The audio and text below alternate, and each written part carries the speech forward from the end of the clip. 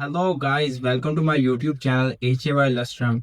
Don't forget to like and subscribe. Today's story is about The deadliest alien woman in the galaxy knocked on my door. The storm hit the coast like a living thing, all fury and howling wind. Cale Rivers stood at his kitchen window, watching waves crash against the rocks below his isolated beach house. Lightning split the sky, illuminating the churning ocean in brief, violent flashes. He'd chosen this solitude deliberately after the accident that took his parents. Out here there were no pitying looks, no uncomfortable silences. Just him, his engineering work, and the rhythm of the sea. The knock at his door made him jump. No one came out here during storms. No one came out here at all. Another knock, more insistent. Cale grabbed the closest thing to a weapon, a heavy flashlight, and approached the door. Through the rain-streaked window, he saw a figure, tall and still despite the wind that should have been battering them. He opened the door. The woman standing on his porch took his breath away. She was taller than him, with an athletic build that spoke of lethal capability. But it was her appearance that marked her as decidedly not human. Skin with a subtle silver undertone that seemed to catch the lightning's glow, and eyes of such deep violet they appeared to hold entire nebulas within them. Her dark hair, soaked from the rain, clung to sharp cheekbones. She wore form-fitting armor that looked both ancient and impossibly advanced. Cale Rivers? Her voice was surprisingly soft, musical even, with an accent he couldn't place. Who's asking? My name is Zephyr. I've been sent to protect you. She swayed slightly and he noticed dark blood, or something like it, seeping through a tear in her armor near her ribs. The Void Collective knows you exist. They'll come for you tonight. The what? Look, I think you have the wrong. You're the grandson of Dr. Elias Rivers, the quantum physicist who disappeared 30 years ago. Her violet eyes locked onto his. He didn't disappear. He decoded something he shouldn't have. And that knowledge is embedded in your DNA. Thunder cracked overhead. She flinched, almost imperceptibly, and something in that tiny show of vulnerability made his decision. Come inside. As she stepped past him, leaving wet footprints on his floor, Cale wondered what he'd just invited into his home. And his life. Zephyr moved through his home with predatory grace, despite her injury. She pulled small devices from her armor, placing them at windows and doors. They hummed to life with a faint blue glow. Perimeter secured, she said, finally allowing herself to lean against his kitchen counter. Now that she was inside, in the light, Cale could see how striking she truly was, beautiful in a way that seemed almost dangerous. Let me look at that wound, he said, surprised by his own boldness. She hesitated, then nodded. Medical supplies? Bathroom. Sit. When he returned with his first aid kit, she'd removed the upper portion of her armor, revealing a fitted underlayer that showed the gash along her ribs. As he cleaned it, his hands steady from years of precision engineering work, she watched him with curious intensity. You're not afraid of me, she observed. Should I be? Most beings are. They call me the Silent Death across 17 systems. Her voice carried no pride, only weariness. I've ended wars. Toppled empires. Cale met her eyes as he applied pressure to stop the bleeding. Right now you're a woman bleeding in my kitchen. That's all I see. Something shifted in her expression, a crack in the armor more profound than the physical wound. Thunder rumbled and again she tensed. You don't like storms, he said softly. The planet where I was trained? They use storms as psychological warfare. Lightning, thunder, rain, for months on end. She looked away. I was 7 when they took me. The storms were the first lesson. The universe is hostile, trust nothing. Cale's hand stilled. That's not training. That's torture. That's what creates a perfect weapon. Her voice was barely a whisper. He finished bandaging her but didn't pull away. You're not a weapon. You're a person. She looked at him, then really looked, and he saw centuries of loneliness behind those cosmic eyes. I can't remember the last time someone touched me without fear or intent to harm. Then let me be the first to touch you with kindness, he said, his hand still resting gently on her shoulder. Zephyr's breath caught. Outside, the storm raged on, but inside, something warm and unexpected began to bloom. Confessions in the dark. The lights died an hour later, plunging them into darkness until Cale lit candles throughout the living room. They sat on his worn couch, closer than strangers should be, the candlelight casting dancing shadows across Zephyr's silver-tinted features. Tell me something true, Cale said quietly. Not about your missions or your reputation. Something real. She was silent for so long he thought she wouldn't answer. Then, I'm lonely. I've been for Decades. Centuries maybe. Time moves differently for my kind. Her violet eyes reflected the candlelight like captured stars. Everyone wants the silent death, the warrior, the legend. No one wants Zephyra. No one even asks if she exists. I'm asking, he said. She turned to him, and the vulnerability in her expression nearly broke his heart. I've stood on the bridges of dying worlds. Held the hands of alien queens as they took their last breaths. I've seen beauty that would make you weep and horrors that would shatter your mind. Her voice trembled. But I've never been held. Never been kissed. Never woken up next to someone who wanted me to stay. Cale reached out slowly, giving her time to pull away. She didn't. His fingers brushed her cheek, tracing the elegant line of her jaw. Why did you really choose this assignment? Because when they showed me your file, your photograph, you had kind eyes. Sad but kind. She leaned into his touch like someone starving for contact. And I thought, just once, I could pretend to be someone worth wanting. Someone worth knowing.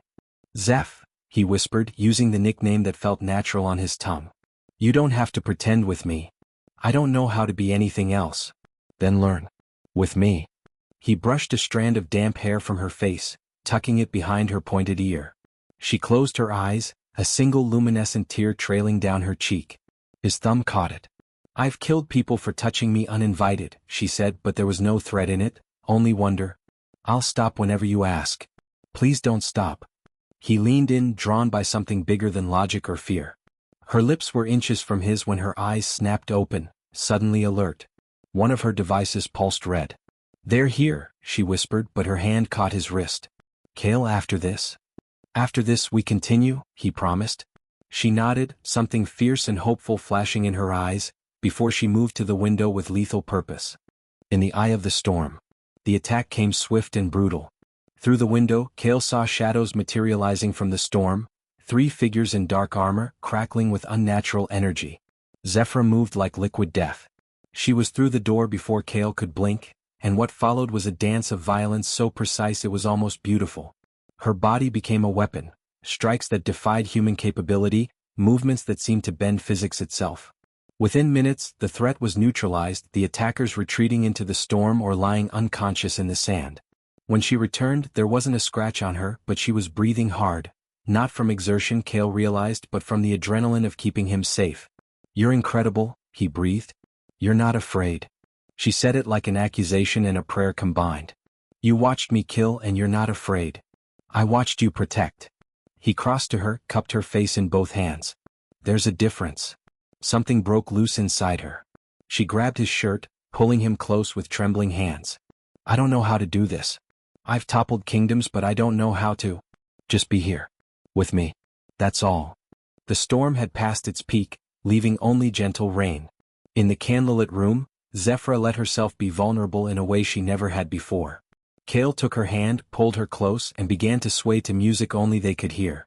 What are you doing? She asked, but she was already moving with him. Dancing. Badly. He smiled against her hair. Just being with you.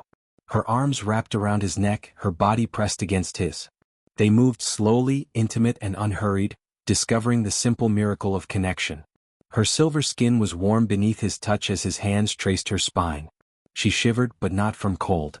I've never felt safe enough to want someone, she confessed against his shoulder. But with you, Cale, I want so much it terrifies me. He pulled back just enough to see her face. You make me feel alive for the first time since I lost everything. Like maybe isolation isn't the answer. Like maybe letting someone in is worth the risk. I could hurt you, she whispered. You won't. How do you know? Because you're already holding me like I'm precious. Her breath hitched. She was, her powerful arms cradling him with impossible gentleness. A warrior who destroyed armies, holding him like he was made of starlight. Stay tonight, he said. Not as my protector. Just stay. Yes, she breathed. They sank onto the couch together, tangled in each other's arms. Her head rested on his chest, listening to his heartbeat. His fingers traced patterns on her shoulder. They whispered confessions and dreams until exhaustion claimed them, falling asleep intertwined, 2 lonely souls finding unexpected harbor in each other. Dawn's new beginning. Cale woke to sunlight streaming through the windows and the weight of Zephyra in his arms. The storm had passed completely, leaving the world washed clean and bright. She was already awake, violet eyes watching him with an expression so tender it made his chest ache. "Hi," he whispered. "Hi." A small smile played at her lips, the first real smile he'd seen from her. They lay there in comfortable silence, neither wanting to break the spell. Finally, Zephyr spoke, her voice uncertain. "The threat is neutralized. My duty is complete. I should report back, receive my next assignment." "Should," Kale repeated. "But do you want to?" She sat up slowly and he felt the loss of her warmth immediately. She looked out at the ocean, at the peaceful morning that seemed impossible after the violence of the night before. "For 300 years I've moved from mission to mission. Never staying, never connecting. It's what I was made for." She turned back to him and her eyes were bright with unshed tears. "But last night in your arms I felt something I've never felt before. I felt home." Kale sat up, taking her hands in his. "Then stay. Not for a mission. Not as a protector. Stay because you want to. Stay because I want to know everything about you, your favorite foods, how you look when you laugh, what you dream about. Stay because this, us, is worth exploring. It's impossible. I'm an alien warrior. You're human. My people, my commanders. We'll have to accept that you're choosing yourself for once." He squeezed her hands. "I'm not saying it'll be easy. I'm saying it'll be worth it." Zephyr searched his face, looking for doubt or deception and finding only honest hope. Slowly, deliberately, she reached for the communication device on her wrist, the thing that connected her to her fleet, her commanders, her old life. "If I do this, there's no going back," she said. "I know." She removed the device, held it for a moment, then set it on the table. The small act felt monumental. "I'm terrified," she admitted. "So am I." She leaned in and this time nothing interrupted them. Their lips met softly, tentatively, a first kiss that held 3 centuries of loneliness and the promise of something new. Her hand cupped his jaw, his fingers tangled in her hair, and the kiss deepened into something achingly tender. When they finally pulled apart, both were breathless. "I don't know how to do this," she whispered against his lips. "How to be someone's someone. We'll figure it out together," he promised. "One day at a time." Zephyr smiled, truly smiled, and it transformed her completely. The deadliest warrior in the galaxy looked almost fragile with hope. They stood together at the window, his arm around her waist, her head on his shoulder, watching the sunrise paint the ocean in shades of gold and pink. Somewhere out there, fleets awaited orders and galaxies hung in the balance. But here, in this moment, there were just 2 people who'd found something rarer than stardust. "Thank you," she said quietly. "For what?"